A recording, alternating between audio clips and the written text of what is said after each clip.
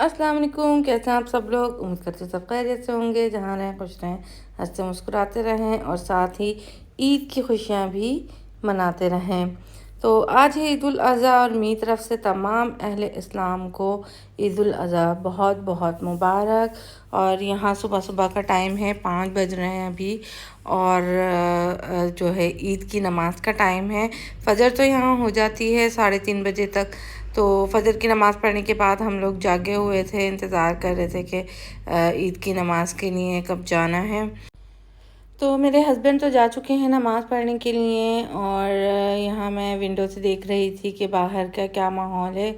तो मैंने लगे हाथ जो है कबूतरों को दाना भी डाल दिया, क्योंकि कबूतर मुझे नज़र आ रहे थे जागे हुए। और नमाज़ पढ़कर थोड़ी देर के बाद जो है हम लोग गए नाश्ते के लिए हलवा पूरी खाने। सौगात स्वीट्स, पहले काफ़ी व्लॉग्स में मैं आपको दिखा चुकी हूँ। मरहा और मनाल जो हैं वो सो रही थी, उनके लिए हम ले आए थे।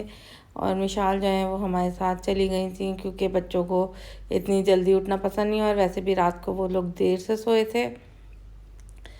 तो बस लग रहा था कि सबसे पहले हम ही घर से बाहर निकले हैं और नाश्ते के लिए आए हैं, क्योंकि बिल्कुल अभी रेस्टोरेंट वगैरह सब खाली पड़े थे, रोड भी थोड़े बहुत खाली थे। मतलब इतना रश नहीं था ईद वाला, जैसे पाकिस्तान में ईद की गहमा गहमी होती है, ऐसा नहीं था। तो नाश्ता करने के बाद हम वापस आए और फिर आकर हम लोग भी सो गए, क्योंकि सुबह से जागे हुए थे जल्दी, अर्ली मॉर्निंग फजर से। तो फिर हमने कहा चलो थोड़ी देर सोते हैं। फिर उठने के बाद जो है शाम को दावत भी रखी थी, मेहमानों ने आना था, तो फिर उसकी तैयारी करेंगे। उठने के बाद फिर हमने शुरू कर दी जल्दी जल्दी दावत की तैयारियां। मेरे हस्बैंड ने भी साथ में मेरे साथ तैयारी करवाई मिलके। बच्चों ने भी सारी सैलड वगैरह काट कर दी, वेजिटेबल्स वगैरह कट करी, ताकि जो है मैं जल्दी जल्दी से खाना बना लूँ। तो सबसे पहले तो मैंने चढ़ा दिया था सालन मटन कढ़ाई, क्योंकि सालन जो है वो पकने में टाइम लेता है, मतलब मटन गलने में जितनी देर में गलेगा दूसरी तैयारियां जो हैं वो हम कर लेंगे। तो प्याज मैंने थोड़ी सी ली है, कढ़ाई बना रही हूँ, क्योंकि कढ़ाई जो होती है वो खुश्क होती है। तो थोड़ा सा ग्रेवी रखने के लिए मैं क्या करती हूँ, थोड़ी सी प्याज जो है वो पीस कर ब्राउन कर लेती हूँ। तो एक दरमियाने साइज़ की प्याज ली, उसे चॉप करके अच्छे से समझे पेस्ट बना लिया था, और फिर उसको ब्राउन कर लिया। और उसमें फिर हमने शामिल किया मटन और अदरक लहसुन का पेस्ट, और फिर उसको भी अच्छे से भून लिया। और फिर कढ़ाई मसाले का पैकेट डालकर एज़ यूजुअल, और बस हम इसको थोड़ा सा फ्राई करेंगे। और फिर हस्बे ज़रूरत पानी इतना कि जिसमें हमारा गोश्त अच्छी तरह गल जाए, और इसको रख देंगे पकने के लिए। जब तक कि गोश्त गलता है हम करेंगे दूसरी चीज़ों की तैयारी। डेज़र्ट तो मैंने रात को ही बना के रख दिया था, जो आप लोगों ने देख लिया होगा चांद रात वाले व्लॉग में। तो उसकी तो कोई टेंशन नहीं है, बस हमने सालन और बिरयानी और दूसरी चीज़ें जो भी हम बना रहे हैं वो बनाएंगे। यहाँ जो है टमाटर भी मैं पकाने के लिए रख दूँगी, जो कि हम जब गोश्त गल जाएगा कढ़ाई का उसमें शामिल करेंगे मेल्ट करके। तो जब तक टमाटर पकते हैं तो हम अपनी टिक्का बोटियाँ भी जो हमने मैरिनेट करके रखी थी वो भी कढ़ाई में डाल के पकने के लिए रख देंगे। थोड़ा सा मैंने 2 टेबल स्पून के बराबर जो है वो ऑयल लिया था, और उसमें जो भी मैरिनेटेड मेरी टिक्का बोटियाँ थी वो डाल दी हैं। इसको कवर करके पकाएंगे और गलने तक। और यहाँ बच्चियाँ जो हैं अपने कपड़े निकाल रही हैं तैयारी करने के लिए, जो कि उन्होंने ईद पे बनाए थे। तो ग्रीन वाला जो है वो मनाल का ड्रेस है, और ग्रे वाला मिशाल का, और ये भी सी ग्रीन टाइप का है, डार्क ग्रीन, ये महा का ड्रेस है। तो बच्चियाँ तैयार होंगी, हम दोबारा से आ जाते हैं किचन में। और वेजिटेबल्स वगैरह सब जो हैं मेरे हस्बैंड ने कट कर दी थी, कुछ मैंने भी कर ली थी फारिग वक्त में। तो यहाँ बन रही है रशियन सैलेड, और जिसके लिए मैंने ली है 3 to 4 table spoon cream, thick cream, और 1 टेबल स्पून क्रीम चीज़ ली है, और 3 to 4 टेबल स्पून के बराबर ही जो है वो मायोनीज़ लिया है। इसमें शामिल करेंगे हम 2 to 3 टी स्पून चीनी, या फिर जितना आपको स्वीटन रखना है उसके हिसाब से अकॉर्डिंग टू योर टेस्ट।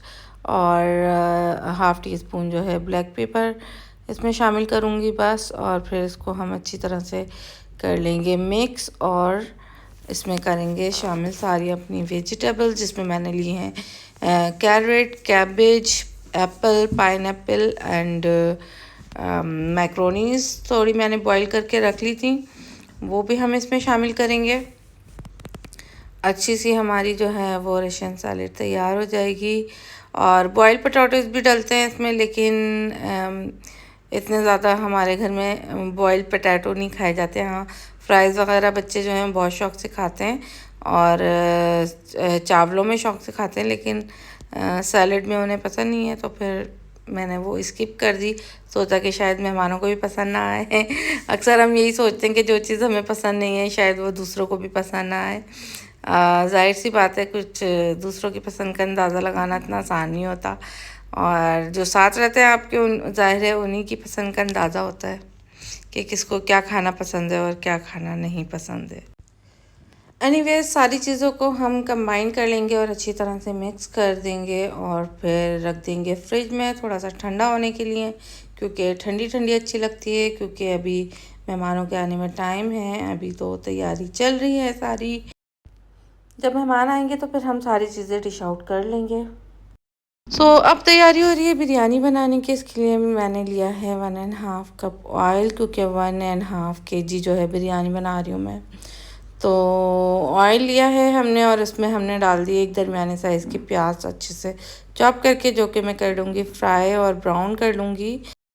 जब तक प्याज ब्राउन होती है हम तैयार कर लेते हैं मसाला।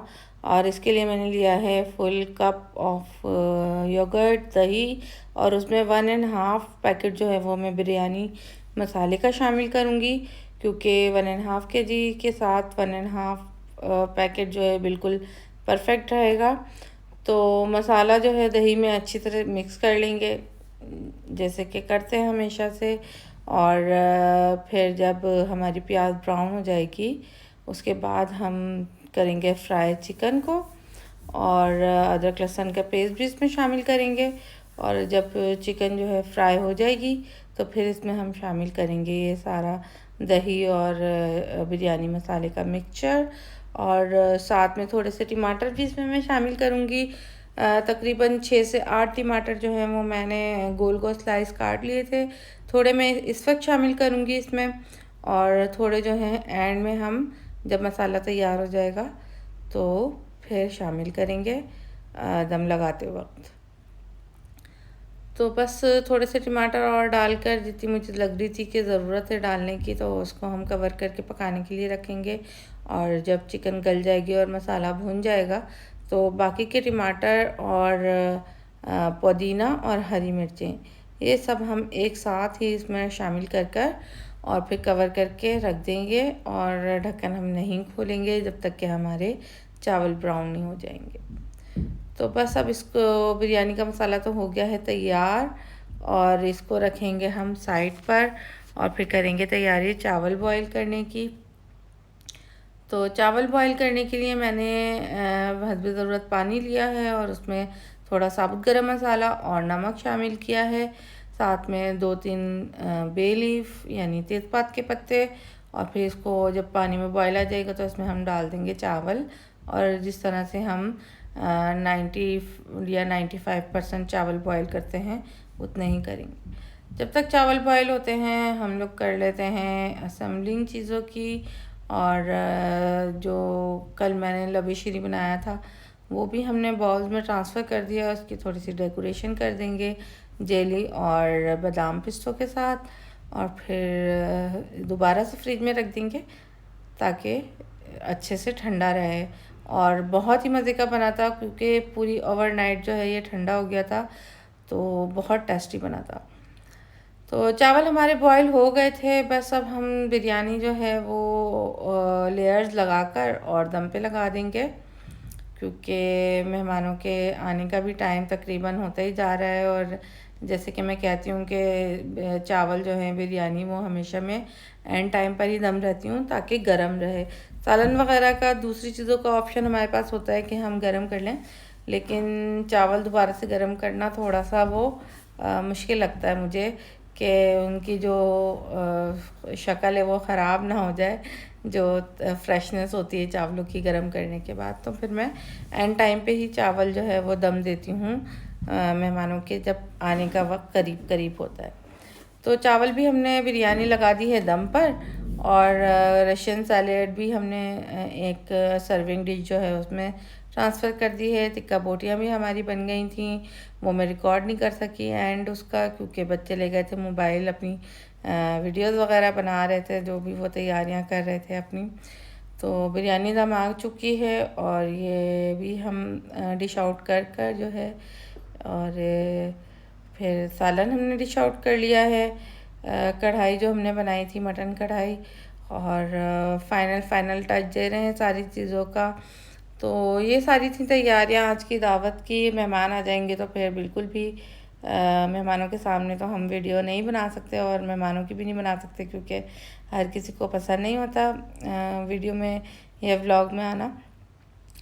तो ये है हमारी फ़ाइनल लुक दावत की, जो भी हमने सारी डिशेस बनाई हैं उनकी।